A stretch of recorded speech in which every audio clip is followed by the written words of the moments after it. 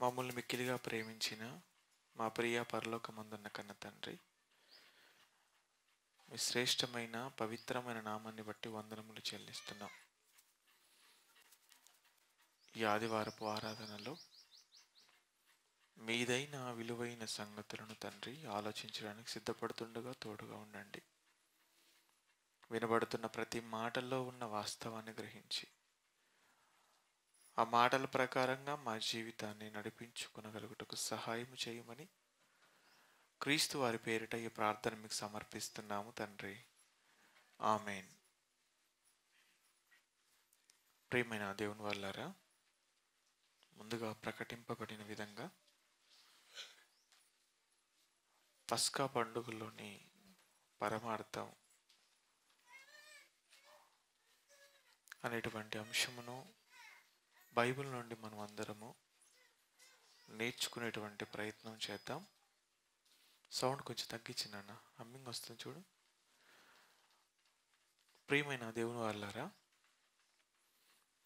ఆయా దేశాలకు అనేక రకాలైనటువంటి పండుగలు ఉండడం మనం చూస్తుంటాం.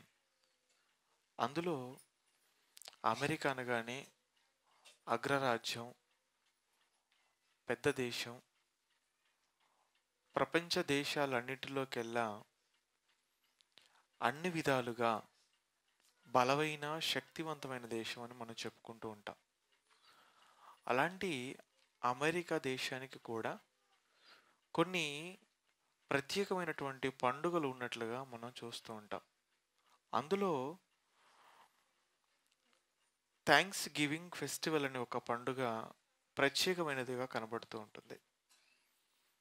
ఇది ఏంటి థ్యాంక్స్ గివింగ్ ఫెస్టివల్ యొక్క అర్థం అన్నప్పుడు, కృతజ్ఞతతో కూడినటువంటి పండుగ. అంటే వారు ఆ పండుగను చేసుకోవడంలో ఉన్న ప్రధానమైన ఉద్దేశం కూడా ఏంటన్నప్పుడు, సంవత్సరం అంతా కూడా వారికి ఎవరు మేలు చేశారు, అలాగే వీరు ఎవరికి మేలు చేశారు లేదా వీరికి ఎవరు మేలు చేశారు అనేటివన్నిటిని జ్ఞాపకం చేసుకుంటూ మేలు చేసిన దానిని బట్టి ఆనందముతో కుటుంబం అంతా కలిసి చేసుకునేటువంటి పండుగే ఈ థ్యాంక్స్ గివింగ్ ఫెస్టివల్. ఇది నవంబర్ 23వ తారీఖున వాళ్ళు జరుపుకోవడం అనేది చూస్తూ ఉంటాం. ఆ పండుగ యొక్క ఆ కారణం లేదా పండుగ యొక్క అర్థాన్ని చూసినప్పుడు చాలా సంతోషపడాలి మనం కూడా. ఎందుకంటే గడిచిన సంవత్సరం అంతా కూడా మనకి ఎవరు మేలు చేశారు అని జ్ఞాపకం చేసుకుంటూ, మనకు పలానా సమయంలో పలాని వారు మంచి చేశారు అని గుర్తు చేసుకుంటూ పండుగ జరుపుకోవడం అంటే చిన్న విషయం కాదు అది. ఎందుకంటే ఈరోజు మనుషులందరూ ఎలా మారిపోయారన్నప్పుడు, ఈరోజు చేసిన మేలు రేపటికి మర్చిపోతున్నారు. అంటే కృతజ్ఞత లేని వారిగా మర్చిపోతున్నారు.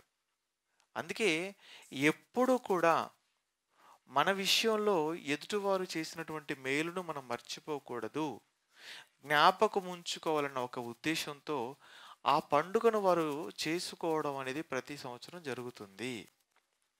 అలాగే మన దేశంలో కూడా చాలా పండుగలు జరుపుకుంటుంటారు, మనకు తెలుసు. అందులో ప్రత్యేకించి హైందవ సోదరులు అనేటప్పటికీ సంవత్సరంలో ప్రత్యేకమైనవి పెద్ద పండుగలుగా చెప్పుకునేవి కొన్ని మనకు కనబడుతూ ఉంటాయి. అందులో దసరా అంటారు, దీపావళి అంటారు, సంక్రాంతి అంటారు. ఈ పండుగల వెనక వాటికంటూ కూడా ఒక కారణం ఉన్నట్టుగా చెబుతూ ఉంటారు. అలాగే క్రైస్తవులు అనుకోండి, క్రైస్తవులు అనగానే ఏ పండుగల పేరు చెబుతారు ప్రత్యేకించి అనగానే క్రిస్మస్ అంటారు. అలాగే గుడ్ ఫ్రైడే అంటారు, ఈస్టర్ అంటారు. క్రిస్మస్ అనగానే యేసుక్రీస్తు వారు పుట్టిన రోజండి అంటారు. ఎందుకు పుట్టాడు ఆయన అంటే, మేము పండుగ చేసుకోవడానికి అనేట్టుగా కొంతమంది ప్రవర్తిస్తారు. కానీ వాస్తవానికి క్రీస్తు పుట్టుకలో ఉన్న కారణం ఏంటన్నప్పుడు, మనల్ని రక్షించడం కొరకు, మనను పరలోకానికి తీసుకొని వెళ్ళడం కొరకు ఆయన జన్మ జరిగింది. కానీ ఈరోజు కొన్ని సంఘాల్లో పరిస్థితులు మనం చూసినప్పుడు క్రిస్మస్ అనగానేనండి ఎంత హడావుడి ఉంటుంది, ఎంత సంతోషం ఉంటుంది, ఎలాంటి ఏర్పాట్లు చేస్తారో మనకు తెలుసు. ఏమండి? ముందుగా ఏవండి చర్చికి మొత్తం రంగులేసేస్తా ఉంటారు. మొత్తం డెకరేషన్ చేస్తా ఉంటారు. అంతేకాకుండా ఇంటికి రంగులేసుకుంటూ ఉంటారు. కొత్త బట్టలు కొనుక్కుంటూ ఉంటారు ఆ రోజు. ఇంకా బిర్యానీ వండేసుకుంటారు. కేకులు కట్ చేస్తూ ఉంటారు. సంతోషం. ఎందుకు? క్రీస్తు పుట్టాడని సంతోషం. ఇది క్రైస్తవులైన వారు చేస్తున్నటువంటి ప్రత్యేకమైన పండుగలుగా చెప్పుకుంటూ ఉంటారు. ఇక ఇస్లాంల వారిని అడిగామనుకోండి, వారు కూడా ఒక పండుగ గురించి చెప్తారు. వారు చెప్పేటువంటి ప్రత్యేకమైన పండుగ ఏంటన్నప్పుడు రంజాన్. అది వారికి పెద్ద పండుగ, ప్రత్యేకమైన పండుగ. ఇలా మనం చూస్తున్నప్పుడు దేశాలకు, అలాగే విశ్వాసాలకు ప్రత్యేకమైన పండుగలు ఎలాగైతే ఉన్నట్టు కనబడుతుందో, అలాగే ఇశ్రాయేల్ జనాంగానికి కూడా కొన్ని పండుగలు ఉన్నట్లుగా మనం చూడగలం. అందులో ప్రత్యేకంగా 7 పండుగలు మనకు కనబడతాయి. ఇశ్రాయేలుకు ఉన్నటువంటి పండుగలు ఎన్ని అనగానే ఎన్ని పండుగలని చెప్తారు? మీకేమన్నా గుర్తుందా? 7 పండుగలు. అందులో మొట్టమొదటిది ప్రాముఖ్యమైన పండుగ అనగానే పస్కా పండుగ గురించే మాట్లాడుతూ ఉంటారు. ఇంతకీ అసలు పస్కా అంటే అర్థం ఏంటి అన్నప్పుడు, పస్కా అనగా ఇంగ్లీష్‌లో పాస్ ఓవర్ అంటారు. అలాగే దీనికి ఆదిమ గ్రీకు భాషలోనికి వెళ్ళేటప్పటికి పెసాహ్ అని పిలుస్తూ ఉంటారు. ఈ పండుగను ఇశ్రాయేలు ఏ మాసంలో జరుపుకుంటారు? అంటే ఏ నెలలో జరుపుకుంటారు అన్నప్పుడు, వారికంటూ నియమింపబడినటువంటి క్యాలెండర్ ప్రకారంగా అబీబ్ నెలలో జరుపుకోవడం జరుగుతుంటుంది. అబీబ్ నెల అనేది కూడా ఎప్పటి వరకు మనకు కనబడుతూ ఉంటుందన్నప్పుడు చరిత్రలో ప్రత్యేకించి. యూదులు ఏవండీ బబులోను చెరకు కొనిపోబడినంత వరకు అబీబు నెల అనేది కనపడుతూ ఉంటుంది. ఆ తర్వాత ఆ యొక్క అబీబు నెల పేరు నీసాన్‌గా మార్చడం జరిగింది. ఓకే. ఆ నెలలో అనగా ఇశ్రాయేల్ క్యాలెండర్ ప్రకారంగా మొదటి నెల అయినటువంటి అబీబు నెలలో ఈ పస్కా పండుగను వారు జరుపుకోవడం అనేది జరుగుతూ ఉంటుంది. అసలు ఈ పండుగ ఎందుకు జరుపుకుంటారు వారు? ఈ పండుగ జరుపుకోవడంలోని ఉద్దేశ్యం ఏంటి? ఆ పండుగ గురించి మనం తెలుసుకోవాల్సిన అవసరత ఏంటి? ఆ పండుగ నుంచి మనం నేర్చుకునేటువంటి మంచి ఏంటి? ఇది మనకు తెలియాలి. ఏవండీ? ఇంతకసలు ఆ పండుగ ఎందుకొచ్చింది అన్నది ఒక్కసారి మనం జాగ్రత్తగా ఆలోచించగలిగితే, ఏవండీ ఇశ్రాయేళ్ల చరిత్రలోకి మనం వెళ్ళాలి. అంతే కదా! ఇప్పుడు వారి పండుగ గురించి మనం మాట్లాడుకునే ముందు, వారి చరిత్రలోనికే మనం వెళ్ళాలి. అప్పుడే అసలు ఈ పండుగ ఎందుకొచ్చిందో, ఎక్కడ ప్రారంభమైందో మనకు అర్థమవుతుంది. ఇశ్రాయేల్ చరిత్రలోనికి మనం వెళ్ళినప్పుడండి, ఇశ్రాయేల్ జనాంగం ఐగుప్తులో 430 సంవత్సరాలు బానిసలుగా బ్రతికారు. ఎన్ని సంవత్సరాలు? 430 ఏండ్లు. 430 ఏండ్లు అంటే చిన్న విషయం కాదు. 430 సంవత్సరాలు ఈ ఇశ్రాయేల్ జనాంగం ఐగుప్తులో బానిసలుగా బ్రతికినట్లుగా మనం చూడగలం. అసలు ఇశ్రాయేలు ఐగుప్తుకి ఎందుకు వెళ్ళారు? అక్కడ బానిసలుగా ఎందుకు మారారు? అన్నది కూడా మనకు తెలియాలి. ఎందుకు వెళ్ళారు అన్నప్పుడు, కొంచెం యాకోబు కాలానికి మనం వెళ్ళి ఆలోచించినట్లయితే, యాకోబుకు ఎంతమంది పిల్లలు? 12 మంది పిల్లలు. ప్రత్యేకించి మగపిల్లలు. ఒక ఆడకుమార్తె కూడా ఉంది. మగపిల్లలు వచ్చేసి ఎంతమంది అన్నప్పుడు 12 మంది. ఆ 12 మందిలో 11వ వాడే యోసేపు. యోసేపు ఎన్నో కుమారుడో మీకు గుర్తుందా? 11వ వాడు. ఆ యోసేపు ఎవరి గర్భం నుంచి వచ్చాడు గుర్తుందా? రాహేలు గర్భం నుంచి వచ్చినటువంటి వాడు. ఏమండి? రాహేలు గర్భం నుంచి వచ్చినటువంటి పెద్ద కుమారుడు. చిన్న కుమారుడు ఎవరు? బెన్యామీను. Very good. ఏమండి? ఆ యోసేపు ఎలాంటి వాడు అన్నప్పుడు అండి, మంచి భక్తిపరుడు. యోసేపు అనగానే చాలా భక్తిపరుడండి. ఆ ఉన్నటువంటి 12 మంది మగపిల్లల్లో ఎక్కువ దేవుని ఎడల భయము, భక్తి కలిగి బ్రతకడమే కాకుండా, ఏవండి ఆయన మరణించేంత వరకు దేవుణ్ణి అంటిపెట్టుకొని బ్రతికినటువంటి వ్యక్తిగా మనకు యోసేపు కనబడుతూ ఉంటాడు. ఇంకా ప్రత్యేకంగా చెప్పాలంటే, తన యవ్వన కాలాన్ని చాలా జాగ్రత్తగా కాపాడుకున్నటువంటి వ్యక్తి యోసేపు. అందుకే చాలా సందర్భాల్లో మనం చెబుతూ ఉంటాం, యవ్వనంలోకి వచ్చినటువంటి ఆడబిడ్డలైనా మగపిల్లలైనా యోసేపును మాదిరిగా పెట్టుకోవాలి అంటారు. ఎందుకు? యవ్వనంలో తప్పు చేసే అవకాశం ఎక్కువగా ఉంటుంది. మగపిల్లలైనా ఆడపిల్లలైనా దారి తప్పే అవకాశం ఉంటుంది. పాపంలో పడిపోయే అవకాశం ఉంటుంది. అలాంటి సమయంలో దారి తప్పిపోకుండా, పాపంలో పడిపోకుండా ఉండాలి అంటే, యవ్వనంలో ఉన్నప్పుడు ఎలా బ్రతకాలో ఒక్కసారి యోసేపుని చూడు అంటూ ఉంటారనమాట. మరి ఆయన ఎలా బ్రతికాడు అన్నప్పుడు, ఏవండి యోసేపు యవ్వన కాలంలో ఉంటున్నటువంటి సమయంలో అన్నల చేత తను తృణీకరింపబడడం, అమ్మివేయబడడం, ఐగుప్తుకి వెళ్ళిపోవడం, అక్కడ పోతీఫర్ ఇంట్లో పనివాడిగా చేర్చబడడం, పోతీఫర్ ఇంట్లో పనివాడిగా చేర్చబడిన నాటి నుంచి ఎంత నమ్మకంగా కుటుంబంలో పనిచేశాడు యోసేపు అన్నప్పుడు, చాలా నమ్మకంగా పనిచేశాడు. అతనికి ఉన్నటువంటి నమ్మకాన్ని చూసి పోతీఫర్ ఆనందపడిపోయాడు. నాకు చాలా నమ్మకమైనటువంటి పనివాడు దొరికాడని ఆనందపడిపోయి తన గృహం పైన అధికారిగా పెట్టేశాడు. అంటే ఈ ఇంట్లోకి ఏం కావాలన్నా, ఇంట్లోకి ఏమి రావాలన్నా, ఇంటిలో నుంచి బయటికి ఏది వెళ్ళాలన్నా మొత్తం కూడా నువ్వే చూసుకోవాలి. ఇక నేను దేని గురించి ఆలోచించానని పూర్తి కుటుంబానికి సంబంధించిన బాధ్యతను యోసేపుకి అప్పగించేటండి పోతీఫర్. అప్పగించిన తర్వాత పోతీఫర్ అప్పగించినటువంటి బాధ్యతలో చాలా నమ్మకంగా ఉంటున్నాడు యోసేపు. అలా నమ్మకంగా పనిచేస్తున్నటువంటి ఆ సమయంలో పోతీఫరు భార్య యోసేపు పైన కన్ను వేసింది. ఎందుకు కన్ను వేసింది అన్నప్పుడు, యోసేపు అందగాడు, యోసేపు చాలా అందంగా ఉండేవాడు. అందాన్ని చూసింది పోతీఫరి భార్య యోసేపును కావాలనుకుంది. కావాలనుకొని ఎన్నో సందర్భాల్లో నువ్వు ఎలాగైనా నా తప్పు చేయాలి అని బలవంతం చేసింది. ఎన్నిసార్లు బలవంతం చేసినా ఏమండి ఆ బలవంతానికి తల ఒగ్గని వ్యక్తే యోసేపు అండి.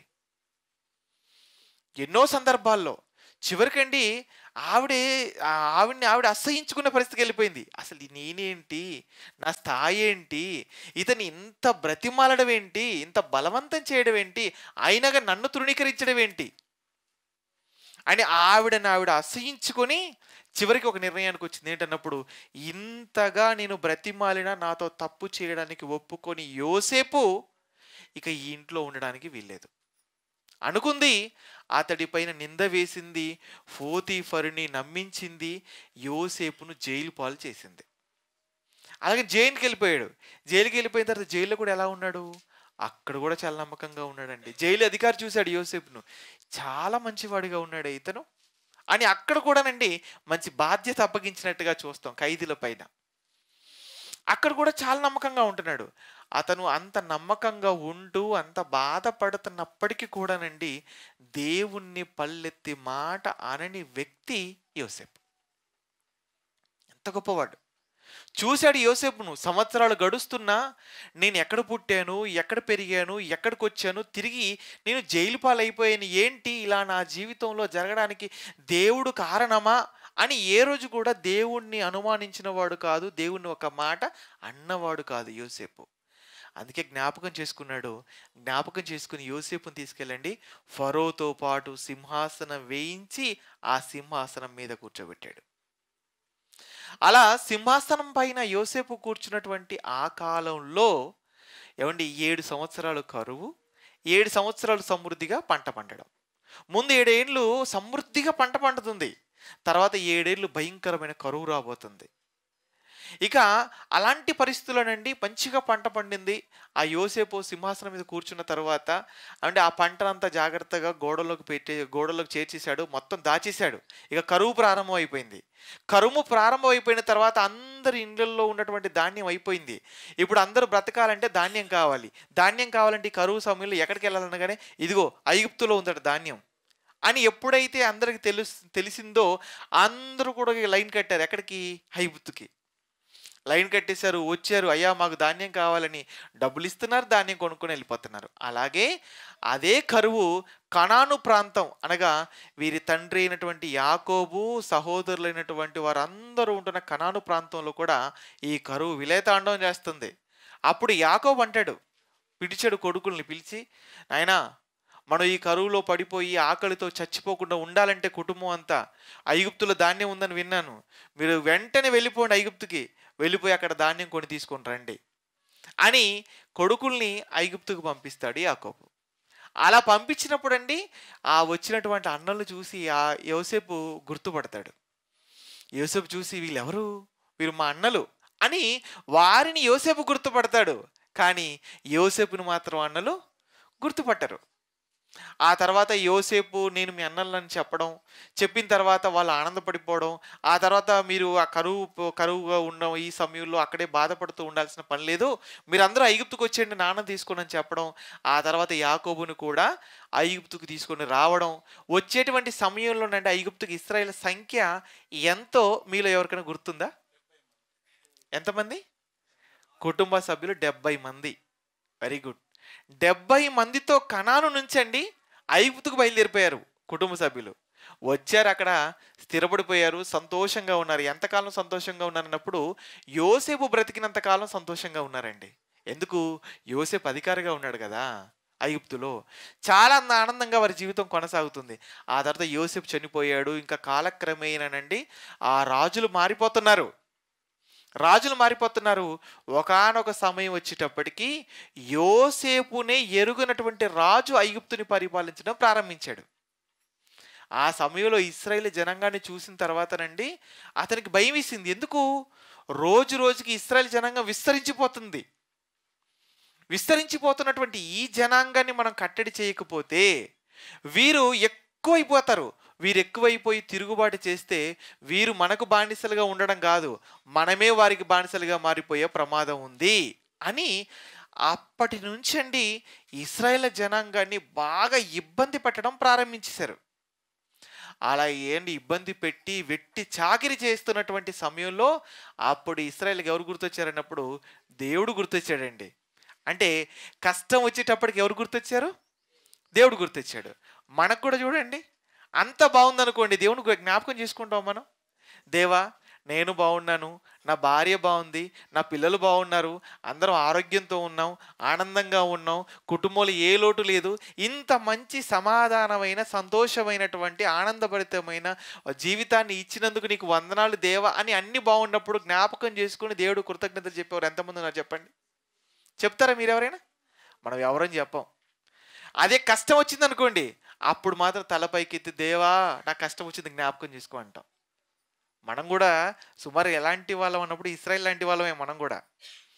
వారు కూడా నండి కష్టం వచ్చింది, బాధ వచ్చేసింది, అప్పుడు దేవుడికి మొరపెట్టారు. వారు మొరపెట్టేసి బాధపడుతూ ఏడుస్తూ చెప్పుకుంటున్నారు, మేము ఈ బాధ భరించలేకపోతున్నాం దేవా మమ్మల్ని జ్ఞాపకం చేసుకోండి అని. అండి అప్పుడు దేవుడు వారిని జ్ఞాపకం చేసుకొని వారి కొరకు దేవుడు పుట్టించిన నాయకుడే మోషేని పుట్టించాడు. పుట్టించినటువంటి మోషే యొక్క నాయకత్వంలో ఐగుప్తులో బానిసలుగా బ్రతుకుతున్నటువంటి వీరందరినీ కూడా వీరి యొక్క పితరులైనటువంటి అబ్రహాముకు ఇచ్చినటువంటి వాగ్దాన భూమికి తిరిగి నడిపించాలని దేవుడు అనుకున్నాడు.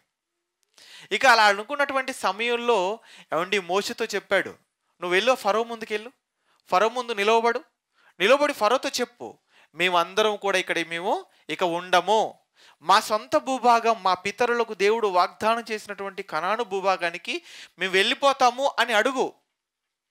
అతడు పంపిస్తే వెంటనే బయలుదేరండి అని అన్నాడు. అలాగని మోషే వెళ్ళిపోయాడు. వెళ్ళి ఫరోని అడగగానే ఫరో సరే వెళ్ళండి అన్నాడా? అనలేదు. అటు మనసు కఠినమైపోయింది, పంపించనన్నాడు. అప్పుడు దేవుడు తీసుకున్నటువంటి నిర్ణయం ఏంటంటే ఇశ్రాయేలును పంపించకపోవడాన్ని బట్టి ఐగుప్తీయుల పైన తెగుళ్ళు రప్పించాలని దేవుడు నిర్ణయం తీసుకున్నాడు. ఇశ్రాయేల్ జనాంగం పైకి ఐగుప్తీయుల మీదకి ఆ సమయంలో దేవుడు రప్పించిన తెగుళ్ళు ఎన్ని మొత్తం 10 తెగుళ్ళు. మీకు మళ్ళీ ప్రశ్నలు అడుగుతుంటే ఇది ప్రసంగంలా కాకుండా ఏమండి టీచర్ లాగా పాఠంలా క్లాస్ లాగా అనిపిస్తుందా? మీకు జ్ఞాపకం చేయడం కొరకు, మీకు ఎంత గుర్తుందో తెలుసుకోవడం కోసం అడుగుతున్నాను. ఏమండి ఎన్ని తెగుళ్ళు రప్పించాడు? అప్పుడు 10 తెగుళ్ళు రప్పించాడు. 10లో 9 తెగుళ్ళు వచ్చాయి. 9 తెగుళ్ళు వచ్చినప్పటికీ కూడా ఫరో ఏమండి ఇశ్రాయేల్ని విడిచిపెట్టడానికి ఒప్పుకోలేదు. ఆ సమయంలో ఆఖరి తెగులు రప్పించే విషయంలో చెప్పాడు మోషేతో, మోషే నువ్వు వెళ్ళు ఫరోకు చెప్పు, ఇప్పుడు కానీ నువ్వు పంపించలేదా చాలా భయంకరమైనటువంటి తెగులు రాబోతుంది. ఏంటా తెగులు తెలుసా? ఇదిగో నీ గర్భాన్న పుట్టినటువంటి తొలి పిల్ల మొదలుకుంటే నీ ఐగుప్తులో ఉన్నటువంటి వారిలో తిరగలి విసురుదాని తొలి పిల్ల వరకు చనిపోయేటువంటి భయంకరమైన తెగులు. ఆ సమయంలో విపరీతమైన రోదన. అలాంటి రోదన ఐగుప్తులో ఇప్పటి వరకు రాలేదు, భవిష్యత్తులో కూడా రాదు. అంత భయంకరమైన తెగులు రప్పించబోతున్నానని చెప్పు ఫరోకు అన్నాడు. అనగానే వెళ్ళాడు మోషే, చెప్పాడా? ఎక్కడ చెప్పాడు? ఒకసారి బైబిల్లో చూద్దాం మనం. ఏమండి, నిర్గమకాండము 11వ అధ్యాయము 5-6 వచనాలు చూడండి. అప్పుడు సింహాసనము మీద కూర్చున్న ఫరో తొలిపిల్ల మొదలుకొని తిరుగలి విసరు దాసి యొక్క తొలిపిల్ల వరకు ఐగుప్తు దేశం అందలి తొలిపిల్లలందరూ కూడా చచ్చిపోతారు. అలాగే జంతువులలో కూడా తొలిపిల్లలన్నీ కూడా చచ్చిపోతాయి. అప్పుడు ఐగుప్తు దేశం అంతటా మహాఘోష పుట్టును. అట్టి ఘోష అంతకు ముందు పుట్టలేదు, అట్టిది ఇక మీద కూడా పుట్టదు అని ఏమంటే చెప్పించేశాడండి. చెప్పించిన తరువాత ఇక ఆ తెగులు ఐగుప్తీయుల మీదకి రావాలా వద్దా చెప్పండి? రావాలి. ఇక ఐగుప్తీయుల మీదకి ఆ తెగులు వచ్చేటప్పుడు ఒకవేళ ఆ తెగులు ఇశ్రాయేల్లో కూడా వెళ్ళిపోయి వారిలో ఉన్నటువంటి తొలిపిల్లలను కానీ వారి జంతువుల్లో ఉన్నటువంటి తొలిపిల్లలు కానీ కూడా చంపేసింది అనుకోండి, ఫరో ఏమంటాడు చెప్పండి? అప్పుడు ఫరో ఏమంటాడు అంటే ఇది దేవుడు తెప్పించిందేం కాదు. ఎందుకు? మీ దేవుడు ఒకవేళ తెప్పించి ఉంటే మిమ్ములని కాపాడాలి కదా. మీ దేవుడు తెప్పించిన తెగులైతే మిమ్మల్ని కాపాడాలి, మమ్మల్ని మాత్రమే శిక్షించాలి. కానీ ఇక్కడ మాకు సంబంధించిన వాళ్ళు చనిపోయారు, మీకు సంబంధించిన వారు కూడా చనిపోయారు. అలాంటప్పుడు ఇది మీ దేవుడు తెప్పించిన తెగులే అని ఎలా నమ్ముతాము అనే అవకాశం ఉంది. అలాగే దేవుడు చేయబోయేటువంటి కార్యం కూడా ఫరోకు అలాగే ఐగుప్తులకు అర్థం కావాలి అంటే ఈ తెగులు బారిన ఇశ్రాయేల్ జనాంగం కానీ ఇశ్రాయేల్కి సంబంధించిన జంతువులు కానీ ఏవి పడిపోకూడదు. ఏమండి, మరి ఎలాగా వీరిని ప్రత్యేకంగా పక్కన పెట్టాలి, వీరి మీదకి ఆ తెగులు రాకుండా చేయాలంటే ఏం చేయాలి అని దేవుడు ఆలోచించి మరలా పిలిచాడు. ఎవరిని? మోషేను అహరోను పిలిచాడు. వారిరువురిని పిలిచి వారిరువురితో ఏం చెప్తున్నాడో 12వ అధ్యాయం 1వ వచనం నుండి చూడండి. మోషే అహరోనును ఐగుప్తు దేశంలో ఉండగా యెహోవా వారితో ఇలాగు సెలవిచ్చెను, నెలలో ఈ నెల మీకు మొదటిది, ఇది మీ సంవత్సరమునకు మొదటి నెల. మీరు ఇశ్రాయేలీయుల సర్వ సమాజముతో ఈ నెల దశమి నాడు వారు తమ తమ కుటుంబముల లెక్క చొప్పున ఒక్కొక్కడు గొర్రె పిల్లనైనను మేక పిల్లనైనను అనగా ప్రతి ఇంటికి ఒక గొర్రె పిల్లనైనను ఒక మేక పిల్లనైనను తీసుకొనవలెను. ఏమండి, చాలా ఏం చెప్తున్నారు చూడండి. ఇక్కడ మోషేను అహరోనుని పిలిచాడు. పిలిచి ఈ నెల మీకు మొదటిది కాబట్టి మీరు ఇప్పుడు ఏం చెయ్యాలి అంటే ఇశ్రాయేలు సర్వ సమాజముతో మీరు చెప్పవలసిన విషయం ఏంటంటే ప్రతి కుటుంబం ఖచ్చితంగా ఒక గొర్రె పిల్ల కానీ లేదా ఒక మేక పిల్ల కానీ దాన్ని తీసుకోవాలి అన్నాడు. తీసుకొని మీరు దాన్ని ఏం చేయాలి, అలాగే తీసుకునేటువంటి ఆ గొర్రె పిల్ల కానీ మేక పిల్ల కానీ ఎలాంటిదై ఉండాలో కూడా చెప్తున్నాడు 6వ వచనంకి వెళ్ళేటప్పటికి. చూడండి, మీరు తీసుకున్నటువంటి ఆ గొర్రె పిల్లైన మేక పిల్లని ఎలా ఉండాలి అంటే నిర్దోషమైన ఏడాది వయసున్న దాన్ని అలాగే మగ పిల్లని తీసుకొనవలెను.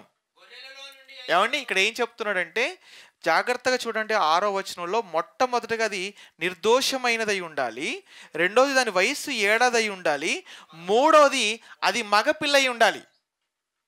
నేను ఎందుకు ప్రత్యేకించి దాని యొక్క లక్షణం గురించి దాని వయస్సు గురించి అది ఆడదా మగదా అనే విషయం కూడా చెబుతున్నాను, మీరు మనసులో పెట్టుకోండి, తర్వాత మీకు అర్థమవుతూ ఉంటుంది. ఓకే, ఇక్కడ ఏమన్నాడంటే నిర్దోషంగా ఉండాలి. నిర్దోషము అంటే ఏ జబ్బు లేనిదై ఉండాలి మేకపిల్ల.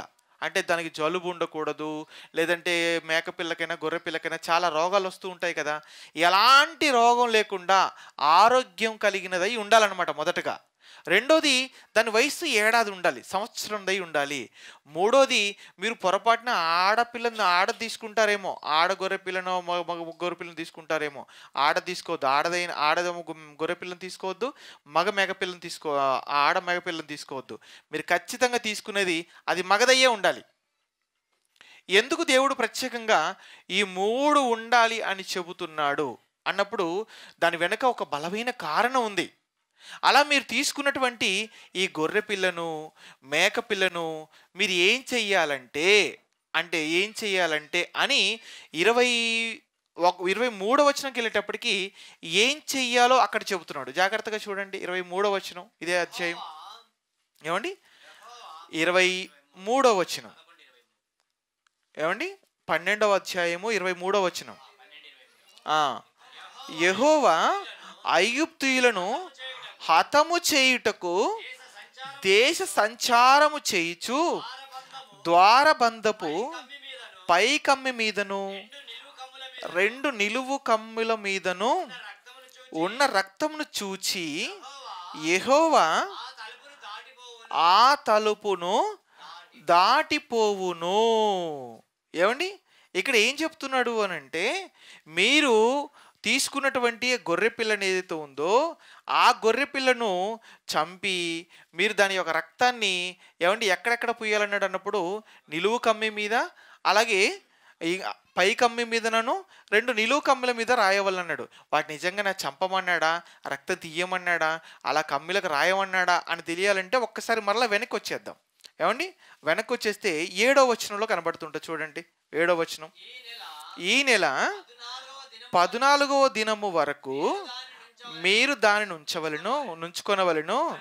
తరువాత ఇశ్రాయేలీల సమాజపు వారందరూ తమ తమ కూటములలో సాయంకాలమందు దాన్ని చంపి దాని రక్తము కొంచెము తీసి తాము దాన్ని తిని ఇండ్ల ద్వారబంధపు 2 నిలువు కమ్ముల మీదను పై కమ్మి మీదను చల్లి ఆ రాత్రి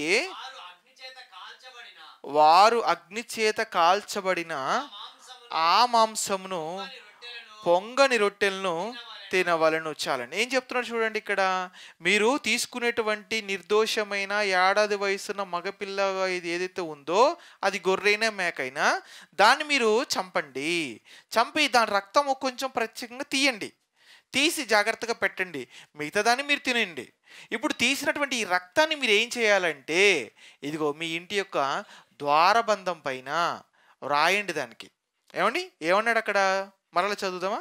అక్కడ ఏమన్నాడు చూడండి, మీ ఇండ్ల ద్వారబంధపు పైనను అలాగే 2 నిలువు కమ్ముల మీదను వాటిని చల్లమన్నాడు. ద్వారబంధం అంటే పైన ఉంటుంది చూడండి, ద్వారబంధం అంటారు కదా, ద్వారబంధం. పెళ్ళిళ్ళకి కానీ శుభకార్యాలు కానీ కుటుంబాల్లో తోరణాలు దేనికి కడతారు చెప్పండి, చాలామంది ద్వారబంధాలు కడతారు కదా. ఆ ద్వారబంధానికి అలాగే 2 నిలువు కమ్మీలు ఉంటాయి చూసారా, అటువైపు ఎడమవైపు ఒకటి కుడివైపు ఒకటి. ఆ నిలువు కమ్మీల పైన మీరు ప్రక్కకి తీసినటువంటి రక్తాన్ని మీరు చల్లండి అన్నాడు. మీరు ఆ రక్తాన్ని చల్లండి అన్నాడు. ఎందుకు చల్లమన్నాడు అంటే 23వ వచనంలో మనం చదువుకున్నాం కదా, దేవుడు ఐగుప్తుల పైన తీసుకొని రాబోతున్నటువంటి తెగులు ఏదైతే ఉందో ఆ తెగులు ఇశ్రాయేలు జనాంగం పైనకు రాకుండా ఉండడం కొరకు గుర్తుగా అయ్యో మీరు ఇది చల్లాలి అని చెప్పాడు. అక్కడ చెప్తున్నాడు చూడండి 23వ వచనం, యెహోవా ఐగుప్తీయులను హతము చేయుటకు ఆ దేశ సంచారము చేయుచు ద్వారబంధపు పైకమ్ము మీదను 2 నిలువు కమ్ముల మీదను ఉన్న రక్తమును చూచి యెహోవా ఆ తలుపును దాటిపోవును.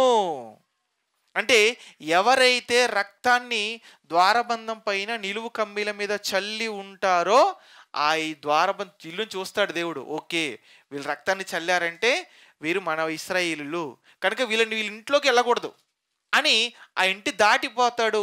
అలాగే సంహారపు దూత ఆ ఇంట్లో ఉన్న వారిని ఏమీ చెయ్యదు. అంటే ఇశ్రాయేలు జనాంగం మీరు బ్రతకాలంటే ముందుగా ముఖ్యంగా మీ తొలి పిల్లలు బ్రతకాలంటే ఇగో నేను చెప్పింది మీరు చెయ్యండి అన్నాడు. వారితో ఎప్పుడైతే దేవుడు ఇది చెప్పాడో, చెప్పిన తర్వాత ఇశ్రాయేలు ఏం చేశారంటేనండి, అందరూ కూడా చేశారు. ఇది అందరూ కూడా దేవుడు చెప్పింది చెప్పినట్లు చేశారు. ఆ తర్వాతనండి ఇక ఆ సంహారక దూత ఐగుప్తు మీదకి వెళ్ళిపోయి ఫరో మొదలుకుంటే తిరగలు విసురుడు దాసి యొక్క తొలి పిల్ల వరకు అందరిని చంపేసిందండి. జంతువుల్లో కూడా అన్నిటిని చంపేసింది. మొదటగా పుట్టిందాన్ని చంపిన తర్వాత ఆ ఐగుప్తులో ఉన్న పరిస్థితి ఎంత భయంకరంగా ఉంది తెలుసంటే, రోదన మిన్నంటిపోయింది. విపరీతమైనటువంటి రోదన, ఏడ్చేస్తున్నారు వాళ్ళందరూ కూడా. ఫరో కూడా తల పట్టుకొని తల బాదుకుంటూ గుండెలు బాదుకుంటూ ఏడుస్తున్నాడు. ఏమండి అలా బాధపడుతూ ఉన్నటువంటి సమయంలో ఏమండి అక్కడికి వెళ్ళిపోయాడు. ఎవరు? మోషే, అహరోనులు వెళ్ళిపోయారు. తర్వాత ఏం జరిగింది అనేది కూడానండి అక్కడ మీరు చదివితే చాలా ఆశ్చర్యపోతారు. చాలా అద్భుతంగా ఉంటుంది ఆ మాట. ముందుగా ఇక్కడ మనం చదువుకుంటున్నటువంటి సందర్భం ఏంటన్నప్పుడు, మొత్తానికైతే వీళ్ళు చల్లారు. ఆ తర్వాత సంహార దూత వచ్చింది. ఇశ్రాయేలు జోలికి వెళ్ళలేదు. వెళ్లకుండా ఇశ్రాయేలు అందరూ కూడా బ్రతికింపబడ్డారు. ఐగుప్తులో వాళ్ళందరూ కూడా తొలి పిల్లలందరూ కూడా చనిపోయారు. ఇక్కడ మనం చూస్తున్నటువంటి ఈ పండుగ ఏదైతే ఉందో, ఈ పస్కా ఏదైతే ఉందో, ఇక్కడ అర్పింపబడినటువంటి గొర్రె పిల్ల కావచ్చు, చెల్లినటువంటి రక్తం కావచ్చు, అసలు ఇది ఎందుకు జరిగింది, దీని జరగడం వెనుక ఉన్న ఉద్దేశం ఏంటో మనకు తెలియాలి. ఏమండి అక్కడ ఇది ప్రారంభమైంది. ప్రారంభమైనటువంటి దీని వెనుక ఉన్నటువంటి ప్రధానమైన ఉద్దేశం ఏంటి అన్నది మనం జాగ్రత్తగా ఆలోచిస్తే, ఇది ఎందుకు జరిగింది, దేవుడు ఎందుకు దీన్ని జరిగించాడంటే, రాబోతున్నటువంటి ఒక పస్కా పండుగ ఉంది, రాబోతున్నటువంటి ఒక బలి ఉంది, రాబోతున్నటువంటి ఒక విడుదల ఉంది. దాన్ని జ్ఞాపకంగా అందరూ ఉంచుకోవడం కొరకు, లేదంటే ఇది రాబోతున్న దానికి ఏమండి ఛాయారూపంగా ఉండడం కొరకు దేవుడు ప్రత్యేకంగా ఇశ్రాయేలు జనాంగంలో దీన్ని పెట్టినట్టుగా మనం చూడగలం.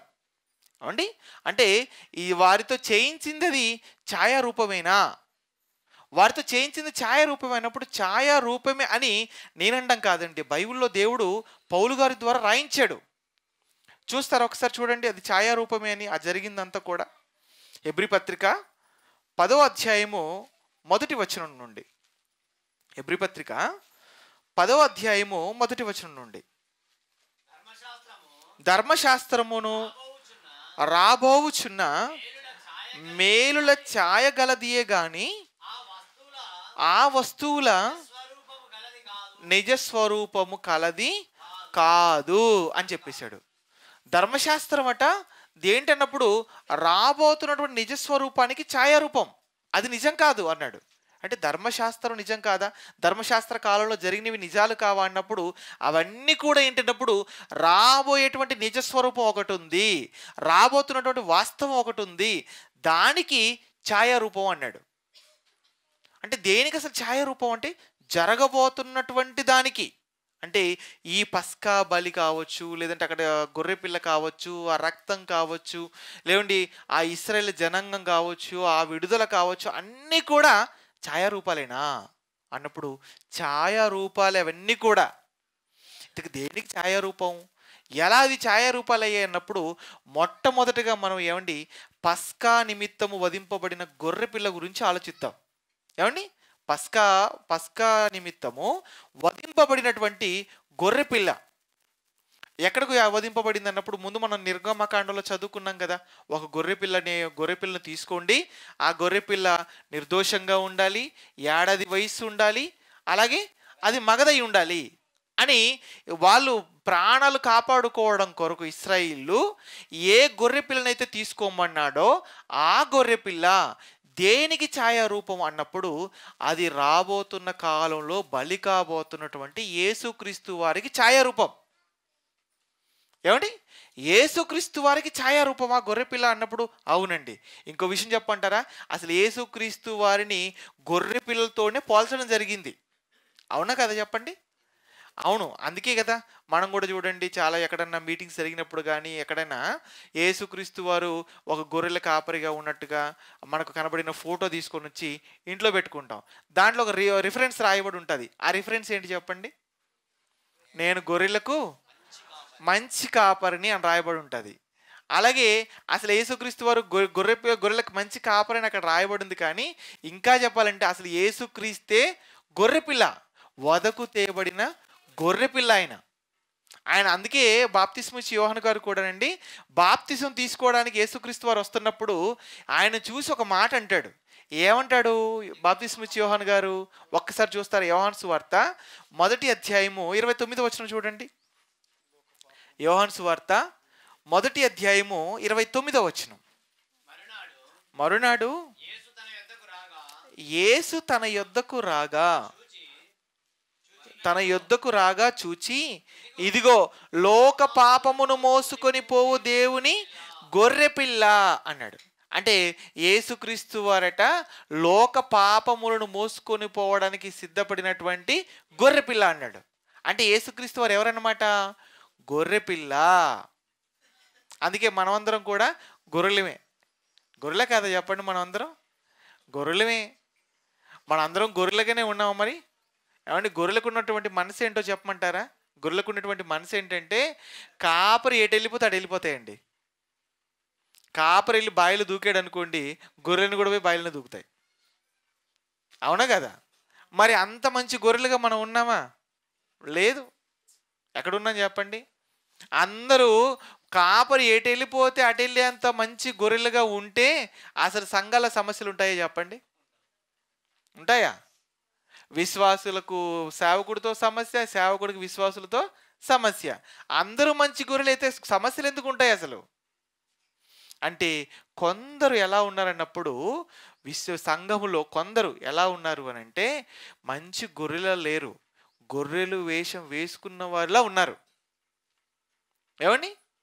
ఎవరైతే వాక్య ప్రకారంగా నడవరో, ఎవరైతే వాక్యానికి తలదించుకోరో, ఎవరైతే దేవుడు చెప్పినట్లుగా బ్రతకరో వారు నిజమైన గొర్రె కాదు. మీకు మీరే ఆలోచించుకోండి, నేను ఎలా ఉన్నాను అని. ఎందుకు నేను మాట చెప్తున్నానంటే, ఏమండి, సమస్యలకు కారణమైన వారు, సమస్యలు సృష్టించేవారు లేదు అనంటే, ఏమండి, సమాధానంగా బ్రతకని వారందరూ కూడా ఎప్పటికీ నిజమైన గొర్రెలు కాదండి. గొర్రె అంటే ఎలా ఉండాలన్నప్పుడు కాపరి.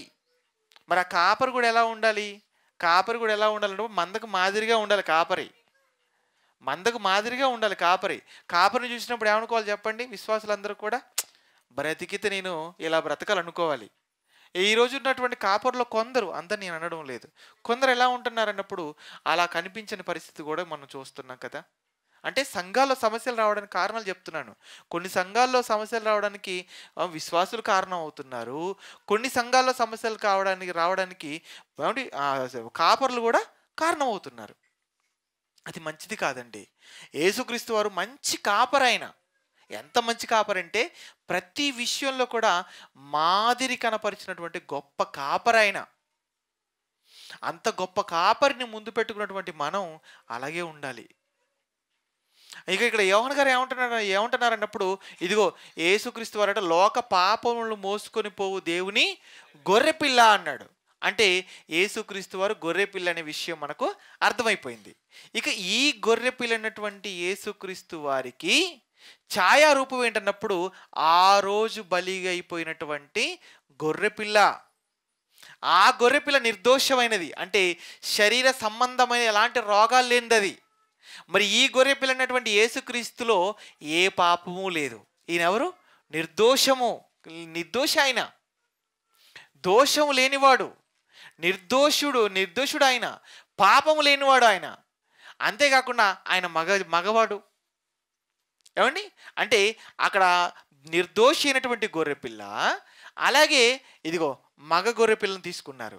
అలాగే ఇక్కడ కూడా నిర్దోషి, పాపము లేనివాడు యేసుక్రీస్తు, అలాగే ఆయన మగ జన్మ ఎత్తినవాడుగా కనబడుతున్నాడు. అంటే చాలా క్లియర్గా కనబడుతుంది. ఇంకా చెప్పాలంటేనండి, ఆ గొర్రె పిల్ల రక్తం ఏం చేసింది అన్నప్పుడు ఇశ్రాయేల్ జనాంగం ఐగుప్తు నుంచి విడుదల పొందుకోవడానికి కారణమైంది. అలాగే యేసుక్రీస్తు రక్తం కూడా మనుషులందరూ కూడా పాపము నుండి విడుదలవ్వడానికి కారణమైంది. అంటే అక్కడ కనబడుతున్నటువంటి గొర్రెపిల్ల రాబోతున్నటువంటి యేసుక్రీస్తు వారికి ఏమండి ఛాయారూపంగా కనబడుతుంది అన్నప్పుడు, అవును అంతే కదా. అందుకే చూడండి, మనము ఆయన చూసినప్పుడల్లా ఏమంటే నా కొరకు బలి అయిపోయినటువంటి వాడండి యేసుక్రీస్తు అని మాటలు మనం మాట్లాడుతూ ఉంటాము. ఇది మొదటి ఛాయారూపంగా కనబడుతుంది గొర్రెపిల్ల. రెండోదిగా ఏంటన్నప్పుడు ఇశ్రాయేలీయులు ఐగుప్తు నుండి విడుదల పొందడానికి, ఏమండి ఆ గొర్రెపిల్ల బలైపోయింది దేనికన్నప్పుడు అక్కడ ఐగుప్తు నుంచి వీళ్ళందరూ కూడా విడుదల పొందాలి. విడుదల పొందడానికి ఆ గొర్రెపిల్ల బలైపోయిందా? అవును. ఏమండి అందుకోసమేనా? ఒక్కసారి చూడండి. అందుకోసమేనని మనకు తెలియచేసేటువంటి మాటను మనం చూడగలిగితే నిర్గమాకాండము 12వ అధ్యాయము 31, 32 వచనాలు చూడండి. నిర్గమాకాండము 12వ అధ్యాయము 31, 32. ఆ రాత్రి వేళ ఫరో మోషే అహరోనులను పిలిపించి వారితో, మీరు ఇశ్రాయేలును లేచి నా ప్రజల మధ్య నుండి బయలు వెళ్ళిపోండి, మీరు చెప్పినట్లు పోయి యెహోవాను సేవించండి, మీరు చెప్పినట్లు మీ మందలను మీ పశువులను తీసుకొని పోండి, వెళ్ళేటప్పుడు మాత్రం దయచేసి నన్ను దీవించండి అంటున్నాడు. ముందు ఏమన్నాడు తెలుసండి? మొదటగా ఏమండి మోషే ఆ ఫరో ముందు నిలబడ్డప్పుడు యెహోవా చెబుతున్నాడు మమ్మల్ని మేమందరం ఇక్కడి నుంచి బయలుదేరాలి, వెళ్ళిపోవాలని మమ్మల్ని పంపించంటే అప్పుడు ఏం మాట్లాడాడు తెలుసా? యెహోవా ఎవడని మాట్లాడాడు గర్వంతో. యెహోవా ఎవడు అని మాట్లాడినటువంటి ఈ ఫరో ఇక్కడికి వచ్చేసరికి ఏమంటుంది తెలుసా? దయచేసి మీరు వెళ్ళేటప్పుడు మమ్మల్ని దీవించండి ప్లీజ్. ఎక్కడి నుంచి ఎక్కడికి వచ్చాడు చూడండి. తల పొగరుతో మాట్లాడినటువంటి ఫరో కాళ్ళ బేరానికి వచ్చాడండి. దేవుడితో పెట్టుకుంటే ఎవరి పరిస్థితి అయినా అలా అవ్వక తప్పదు. దేవుడితో పెట్టుకోకూడదు, దేవుడు మాట మీరకూడదు. దేవుడు మాటకు తల వంచకపోయినా దేవుడితో పెట్టుకున్న ఎవరి పరిస్థితి అయినా చివరికి ఫరోకు పట్టినటువంటి పరిస్థితి పట్టక తప్పదు. వెళ్ళిపోండి పిలిచాడు. ఏమండి వీళ్ళు వెళ్ళలేదండి, ఫరోనే పిలిచాడు. ఎక్కడున్నాడు మోషే, ఎక్కడున్నాడు అహరోను? ఏమండి ఈ తెగుళ్ళ విషయం మాట్లాడడానికంటే ప్రతిసారి వీళ్ళిద్దరూ అక్కడికి వెళ్ళిపోయారు ఫరో దగ్గరికి. కానీ ఈ భయంకరమైన 10వ తెగులు వచ్చిన తర్వాత మాత్రం మోషే ఎక్కడున్నాడు, అహరోను ఎక్కడున్నాడు కనుక్కోండి, తొందరగా వాళ్ళని పిలవండి అని ఫరోనే పిలిపించుకొని మాట్లాడాడు. మీరు కోరుకున్నట్టే దయచేసి వెళ్ళిపోండి మీరు ఇక్కడి నుంచి. మీరు మాత్రమే కాదు, మీ జంతువులన్నీ తీసుకుని వెళ్ళిపోండి. మీరు ఎక్కడ సేవించుకుంటారో సేవించుకోండి మీ దేవుణ్ణి, మీరు ఎక్కడ సేవించుకుంటారో సేవించుకోండి, కానీ వెళ్ళేటప్పుడు మాత్రం ఒక్కసారి నన్ను జ్ఞాపకం చేసుకుని నన్ను దీవించి వెళ్ళండి అన్నాడు. ఏమండి ఎంత దేవుడు గొప్పతనం చూడండి. అంటే ఇక్కడ ఏం జరుగుతుంది అన్నప్పుడు విడుదల. ఐగుప్తు నుండి ఏమండి ఇశ్రాయేలుకు విడుదల వచ్చేసింది. ఏమండి విడుదల వచ్చినప్పుడు ఎంత ఆనందంగా ఉంటుందండి, చాలా సంతోషంగా ఉంటుంది కదా. ఏమండి మన అనుకున్న వారు ఎవరైనా ఏదైనా సమస్యలు లేదంటే ఏదైనా కేసులో ఏమండి ఇన్వాల్వ్ అయిపోయి శిక్ష ఖరారైపోయి జైలుకి వెళ్ళిపోయారు అనుకోండి, ఆ జైల్లో ఒక 10 ఏళ్ళ నుంచి ఉంటున్నారు అనుకోండి, విడుదలయ్యే సమయం వచ్చింది అనగానే మనం పరిగెత్తుకుంటూ జైలు దగ్గరికి వెళ్ళిపోయిన తర్వాత ఇక ఆయన ఎప్పుడు ఆ గేటు దాటి బయటకు వస్తాడని ఎదురు చూస్తూ ఉంటున్నప్పుడు ఏమండి అడుగు బయట పెట్టగానే అతన్ని చూడగానేనండి మనకి ఎంత ఆనందంగా ఉంటుందండి. లేదంటే విడుదలైన ఆ వ్యక్తికి ఎంత ఆనందంగా ఉంటుంది చెప్పండి. 10 ఏళ్ళు నేను ఈ జైల్లో ఉన్నాను, 10 ఏళ్ళ తర్వాత విడుదలైపోతానని ఎంతో ఆనందం. 10 ఏళ్లకు మన అనుకున్న వారు జైలు నుండి విడుదలైపోతారు ఎంత ఆనందంగా ఉంటే, ఇశ్రాయేలు జైలు లాంటి బానిసత్వాలు ఎంతకాలం ఉన్నారు? వాళ్ళు 430 ఏళ్ళు ఉన్నారు. వాళ్ళకి ఇంకెంత ఆనందం ఉండుండొచ్చు ఒకసారి ఊహించుకోండి. ఆనందపడిపోతున్నారు. ఎందుకు? విడుదల దక్కిందండి, విడుదల వచ్చేసింది. దేన్ని బట్టినప్పుడు గొర్రె పిల్ల రక్తాన్ని బట్టి విడుదల. అంటే ఇశ్రాయేల్ జనాంగానికి ఇదిగో విడుదల దక్కింది. అలాగే మనకు కూడా విడుదల వచ్చిందా?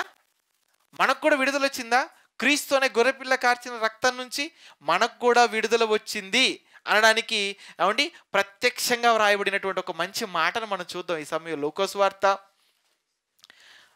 4వ అధ్యాయము 18వ వచనం చూడండి. మనం కూడా చెరలోనే ఉన్నామండి. ఏ చెర అన్నప్పుడు పాపం అనే చెరలో ఉన్నాము. పాపం అనే చెరలో ఉన్నటువంటి మనకు విడుదల వచ్చిందా? చూడండి ఒకసారి ఏం చెప్తున్నారు అక్కడ. 4వ అధ్యాయము 18వ వచనం లూకాసు వార్త. ప్రభు ఆత్మ నా మీద ఉన్నది, బీదలకు సువార్త ప్రకటించుటకై ఆయన నన్ను అభిషేకించెను, చెరలోనున్న వారికి విడుదలను, గ్రుడ్డి వారికి చూపును కలుగునని ప్రకటించుటకును, నలిగిన వారిని విడిపించుటకును, ప్రభు హితవత్సరము ప్రకటించుటకును ఆయన నన్ను పంపి ఉన్నాడు. ఏం చెప్తూ? చెరలోనున్న వారికి విడుదల అన్నాడు ఇక్కడ. ఏమంటే చెరలో ఉన్నవారికి, ఏ చెరలో ఉన్నవారికి అన్నప్పుడు పాపం అనేటువంటి చెరలో ఉన్నవారికి విడుదల. యేసుక్రీస్తు అనేటువంటి గొర్రెపిల్ల కార్చినటువంటి రక్తము ద్వారా పాపం అనే చెరలో ఉన్నటువంటి మనుషులందరికీ విడుదల. అలాంటప్పుడు ఆ విడుదల పొందుకున్న తర్వాత మనం ఎంత సంతోషపడాలి చెప్పండి? మనం ఎంత ఆనందపడాలండి? నాకు విడుదల దక్కిందండి. దేని నుండి విడుదల? పాపము నుండి విడుదల. మనకు కూడా ఎప్పుడు పాపం నుండి విడుదల దక్కిందన్నప్పుడు బాప్తిస్మం తీసుకున్నప్పుడు విడుదల. అవునా కదా చెప్పండి? బాప్తిస్మంలో మనం ఏమైపోయాం అన్నప్పుడు అండి, పాత జీవితాన్ని సమాధి చేశాం, క్రొత్తగా జన్మించాం. కొత్తగా మనం జన్మించినప్పుడు ఎంత ఆనందం అండి! నా పాపాలన్నీ పోయాయండి, నేను మొత్తం పాపాలన్నీ కడిగేసుకున్నానండి, పాపం అనే చెర నుంచి నాకు విడుదలండి. ఎంత ఆనందం! అంటే మనుషులందరూ పాపం అనే చెరలో ఉన్నారు గనుక పాపం అనే చెరలో ఉన్నటువంటి మనుషులందరికీ ఇదిగో యేసుక్రీస్తు వారు కార్చిన ఆ రక్తం నుండి విడుదల. అంటే రక్తము ద్వారా విడుదల రాబోతుంది అని తెలియపరచడానికి ఛాయారూపమే ఆ రోజు గొర్రెపిల్ల యొక్క రక్తం. ఇది రెండవది.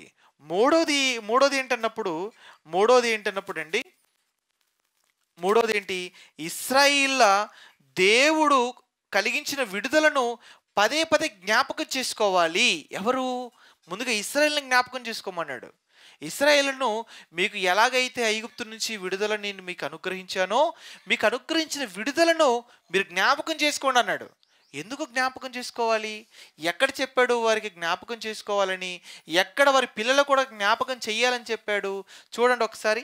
నిర్గమాకాండము 12వ అధ్యాయము 24వ వచనం చూడండి. నిర్గమాకాండము 12వ అధ్యాయము 24వ వచనం. కాబట్టి మీరు నిరంతరము మీకును మీ కుమారులకును దీనిని కట్టడగా ఆచరింపవలెను. యెహోవా తాను సెలవిచ్చినట్లు మీకు ఇచ్చుచున్న దేశమందు మీరు ప్రవేశించిన తర్వాత మీరు దీన్ని ఆచరించవలెను. మరియు మీ కుమారులు మీరును ఆచరించు ఈ ఆచారం ఏమిటని మిమ్మల్ని అడిగినప్పుడు మీరు ఇది యెహోవాకు పస్కా బలి, ఆయన ఐగుప్తీయులను హతము చేయిచు మన ఇండ్లను కాచినప్పుడు ఆయన ఐగుప్తులోనున్న ఇశ్రాయేలుల ఇండ్లను విడిచిపెట్టెను అనవలెను అని చెప్పెను. అప్పుడు ప్రజలు తలలు వంచి నమస్కారము చేసిరి. ఏమండి? మీరు ఇది బాగా జ్ఞాపకం పెట్టుకోవాలి. మీరు జ్ఞాపకం పెట్టుకోవడమే కాకుండా మీ పిల్లలకు కూడా దీన్ని చెప్తూ ఉండాలి, దీన్ని ఆచరిస్తూ ఉండాలి. ఆ సమయంలో పిల్లలు అడుగుతుంటారు కదా, దీన్ని జ్ఞాపకం పెట్టుకుని మీరు ఆచరిస్తున్నప్పుడు మీ పిల్లలు అడుగుతారు. ఏమని అడుగుతారు? నానా అసలు ఎందుకు చేస్తున్నాం మనం ఈ పండుగ? ఈ గొర్రె పిల్లలు ఏంటి? దీన్ని చంపడం ఏంటి? ఈ రక్తం ఏంటి? అసలు ఈ పండుగ మనకు ఎందుకు వచ్చింది? దీన్ని జరపడంలో ఉన్నటువంటి కారణం ఏంటని మీ పిల్లలు మిమ్మల్ని అడుగుతారు. అడిగినప్పుడు మీరు ఏం చేయాలి? ఐగుప్తులో ఉన్నప్పుడు ఫరో విడిచిపెట్టమంటే విడిచిపెట్టనప్పుడు దేవుడు ఏం చేశాడంటే వారి మీదకి ఒక భయంకరమైన తెగులు రప్పించాడు. ఆ తెగులుతో ఐగుప్తులో ఉన్న వారు అందరూ కూడా, తొలి పిల్లలు అందరూ కూడా చనిపోయారు. మనకు సంబంధించిన వారు మాత్రం చనిపోలేదు. అలా చనిపోకుండా ఉండడం కొరకు ఒక గొర్రె పిల్లని తీసుకోమన్నాడు, దాని రక్తాన్ని కమ్మీల మీద చల్లమన్నాడు. ఆ తర్వాత మన వారందరూ కూడా బ్రతికింపబడ్డారు. ఆ తర్వాత మనకు ఐగుప్తు నుంచి విడుదలొచ్చింది అని వారికి మీరు చెప్పడం కొరకు ఇది మీరు ఆచరించాలని చెప్పాడు. అలా ఆచరిస్తూ వారికి చెబుతున్నప్పుడు వారికి దేవుడు అంటే భయం కలుగుతుంది. అమ్మో, దేవుడు ఇంత గొప్ప కార్యం చేశాడా మన పూర్వీకుల విషయంలో? అవును, అని మీ పిల్లలందరూ కూడా వింటారు, నేర్చుకుంటారు, నా యందు భయము భక్తి కలిగి బ్రతుకుతారు. కాబట్టి పదే పదే జరిగినటువంటి దీనిని మీరు వారికి జ్ఞాపకం చేయడం కొరకు ఇది మీరు ఆచరించాలని చెప్పాడండి. ఆచరించాలని చెప్పాడు. అందుకోసం ఏమండి అలా ఆచరిస్తూ వారికి చెప్పడం అవసరమా? అవసరం. అలా వీరు ఆచరిస్తూ చెప్పకపోతే ఏం జరుగుతుంది? ఏం జరుగుతుందో తెలుసా అండి? దేవుడు ఇంత చెప్పినా ఇశ్రాయేలు ఎలాంటి వాళ్ళు అయిపోయారంటేనండి, మర్చిపోయారండి చెప్పడం. కొంతకాలం గడిచిన తర్వాత మర్చిపోయారు. వీరు దీన్ని ఆచరించడం, అలాగే ఈ పండుగ వెనకున్నటువంటి పరమార్థాన్ని పిల్లలకి చెప్పకపోయేటప్పటికీ ఎలాంటి జనాంగం ఏర్పడిందో, ఇశ్రాయేలు ఎలాంటి వాళ్ళుగా మారిపోయారో ఒక్కసారి చూడండి. న్యాయాధిపతుల గ్రంథం 2వ అధ్యాయము 10వ వచనం, అలాగే 11వ వచనం.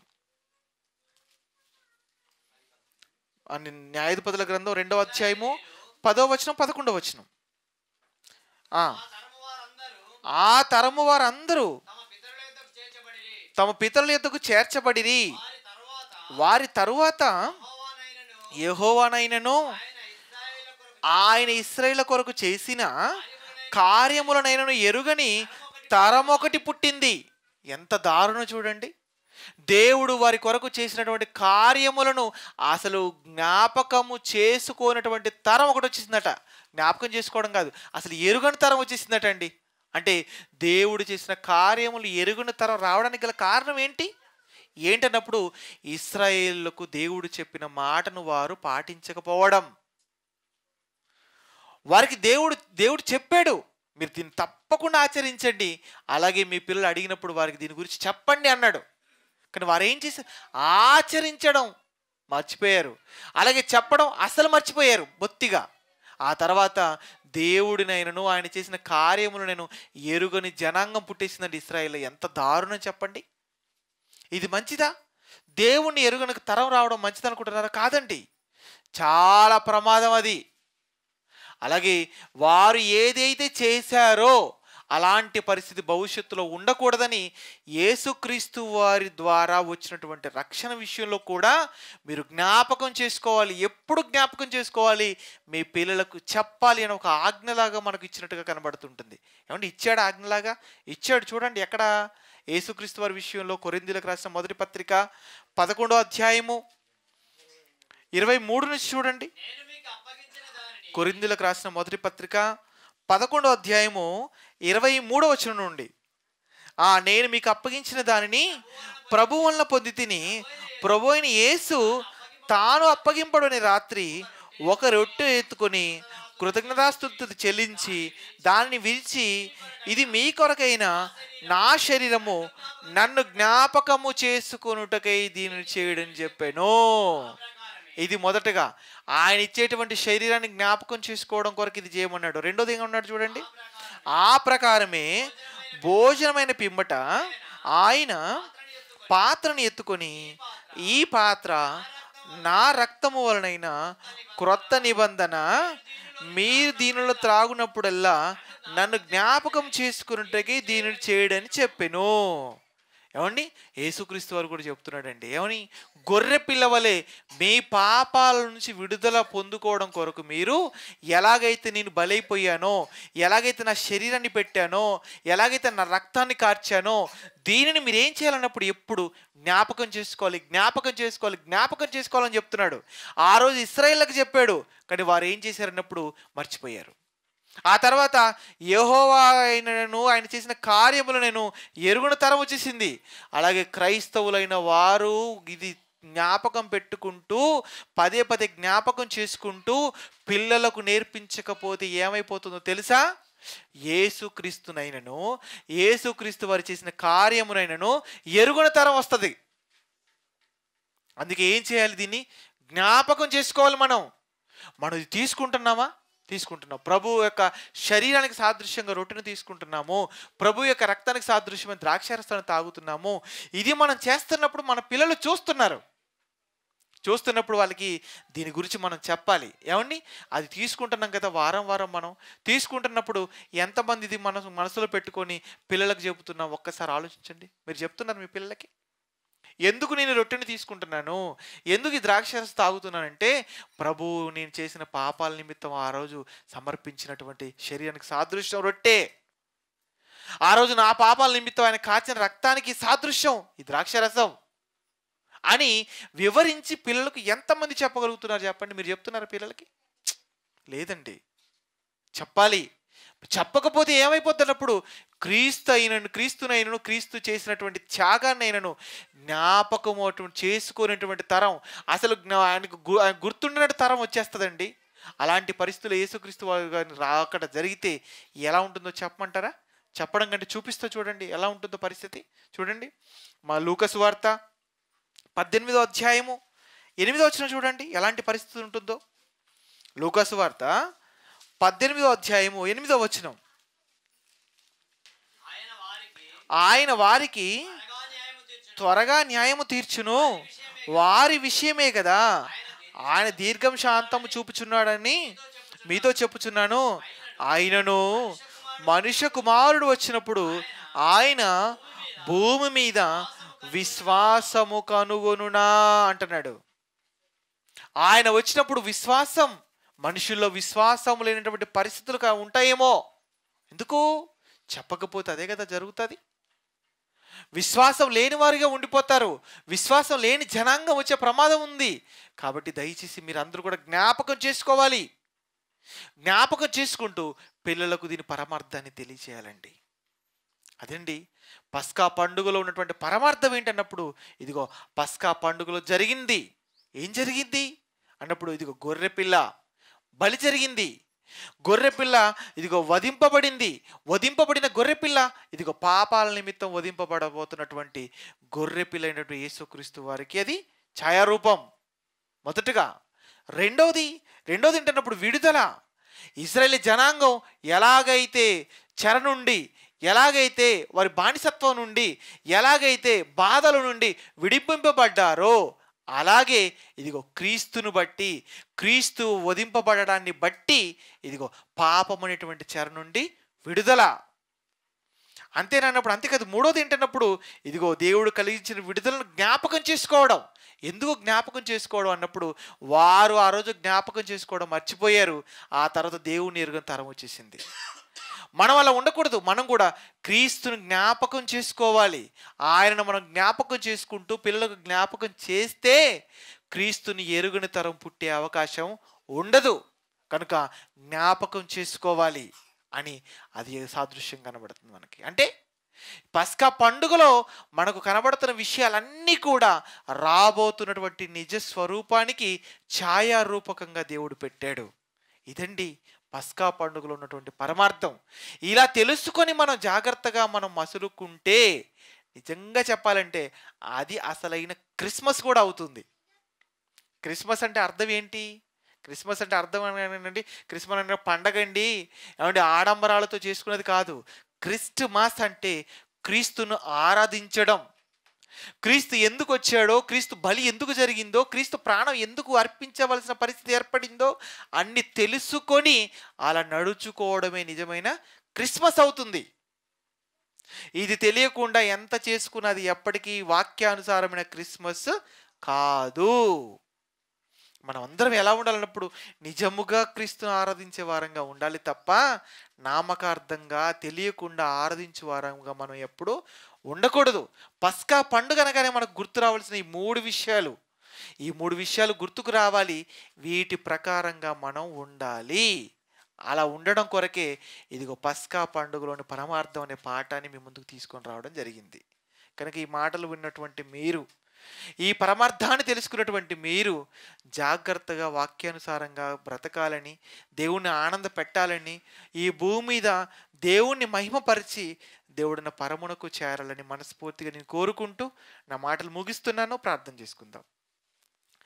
ప్రేమ కలిగిన తండ్రి, దయగలిగిన దేవా, పస్కా పండుగలో ఉన్నటువంటి పరమార్థం ఏంటో నాయన మీ పిల్లల ముందు పెట్టాను. ఆ రోజు అర్పింపబడినటువంటి గొర్రెపిల్ల క్రీస్తు వారికి ఛాయారూపకంగా ఉందని, అలాగే తండ్రి ఆ రోజు ఇశ్రాయేలు ఎలాగైతే విడుదల పొందారో అలాగే మేమందరం కూడా క్రీస్తును బట్టి పాపం నుండి విడుదల పొందుకుంటామని అది కూడా ఛాయారూపకంగా ఉందని, చివరికి తండ్రి ఇశ్రాయేలుకి మీరు చెప్పినటువంటి మాట, ఎప్పుడు ఇది మీరు ఆచరించాలి, దీన్ని జ్ఞాపకం చేసుకోవాలి, మీ పిల్లలు అడిగినప్పుడు వారికి చెప్పాలి అని మమ్మల్ని కూడా క్రీస్తు యొక్క త్యాగాన్ని జ్ఞాపకం చేసుకోమని చెప్పారు. ఎందుకు అన్నప్పుడు మేము మర్చిపోకుండా ఉండాలి అని, అలాగే మా పిల్లలకు మేము చెప్పాలి అని. ఈ 3 విషయాలు తండ్రి పస్కా పండుగలో మీరు పెట్టిన పరమార్థాలుగా మాకు కనబడుతున్నాయి. వీటిని మేము చదువుకున్నాము, విన్నాము. ఇందులో వాస్తవాన్ని మేము గ్రహించిన వారంగా నాయన మా జీవితాన్ని కొనసాగించుటకు సహాయం చేయమని అర్థిస్తున్నాం. మరి ముఖ్యంగా ఈ కమలాపూర్ ప్రాంతంలో తండ్రి మీ పిల్లలు తండ్రి కొద్ది మందిగా చిన్ని సంఘముగా కూడుకుంటూ మీ వాక్యాన్ని వింటున్నారు, నేర్చుకుంటున్నారు. మీ కొరకు బ్రతకాలని నాయన ఎంతో ప్రయాసపడుతున్నారు. ఈ చిన్ని సంఘాన్ని జ్ఞాపకం చేసుకోండి. సంఘానికి నాయకుడుగా ఉన్న మీ కుమారుడు అన్నయ్యని జ్ఞాపకం చేసుకోండి.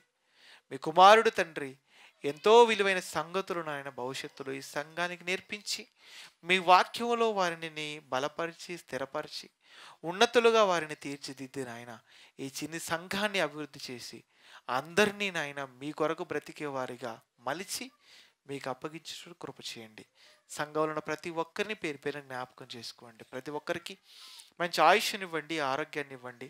వారి కుటుంబాలను జ్ఞాపకం చేసుకోండి. వారి పరిస్థితులను చక్కబెట్టమని వేడుకుంటూ, అలాగే నాయన ఈ ప్రాంతంలో సిబిటి నిజామాబాద్కు ప్రిన్సిపల్గా ఉంటున్నటువంటి మా సహోదరులు రాజునని జ్ఞాపకం చేసుకోండి.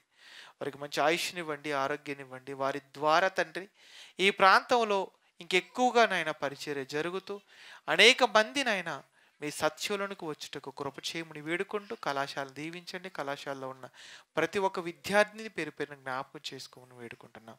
అలాగే ఈరోజు ఈ కార్యక్రమంలోనైనా పాలిభాగస్తులైనటువంటి వేదికను అలంకరించిన దైవజనులను జ్ఞాపకం చేసుకోండి. వారి సేవ పరిచర్యను అభివృద్ధి చేయండి. అలాగే నాగేపూర్లో ఉన్నటువంటి చిన్ని సంఘం జేబీఆర్సి జ్ఞాపకం చేసుకోండి. అక్కడ ఉన్నటువంటి మీ కుమారుడిని జ్ఞాపకం చేసుకోండి. వారి ద్వారా ఆ ప్రాంతంలోనైనా విస్తృతంగా మీ సేవ పరిచర్య జరుగుతూ అనేక మంది అక్కడికి వచ్చేసి నాయన మీ సత్యాన్ని నేర్చుకొని వారందరూ కూడా మీ సత్యంలో స్థిరపడగలుగుతూ కృప చేయమని వేడుకుంటూ, మరి ఈ ప్రాంతంలో మీ సేవను నిస్వార్థంగా జరిగిస్తున్నటువంటి ప్రతి ఒక్క సేవకుని జ్ఞాపకం చేసుకోండి. ప్రతి ఒక్క సంఘాన్ని జ్ఞాపకం చేసుకోండి. ప్రతి ఒక్కరూ మీకు మహిమకరంగా జీవిస్తూ ప్రతి ఒక్క సంఘంనైనా మీరు చెప్పిన ప్రకారంగా ముందుకు సాగుటకు కృప చేయమని వేడుకుంటూ, మీ చిత్తమైతే మీ కుమారుడైన యేసుక్రీస్తు వారు రాకడ ఆలస్యమైతే మరొకసారి మీ పిల్లలతో మేము కలుసుకొని మీ మాటలు పంచుకునే అవకాశాన్ని మా జీవితాలు అనుగ్రహిస్తారని నమ్ముతూ, మీ పిల్లలందరినీ మీ పాదాల చెంత పెడుతూ యేసుక్రీస్తు వారి పేరిట ఈ ప్రార్థన మీకు సమర్పిస్తున్నాము తండ్రి. ఆమెన్. అందరికీ వందనాలు.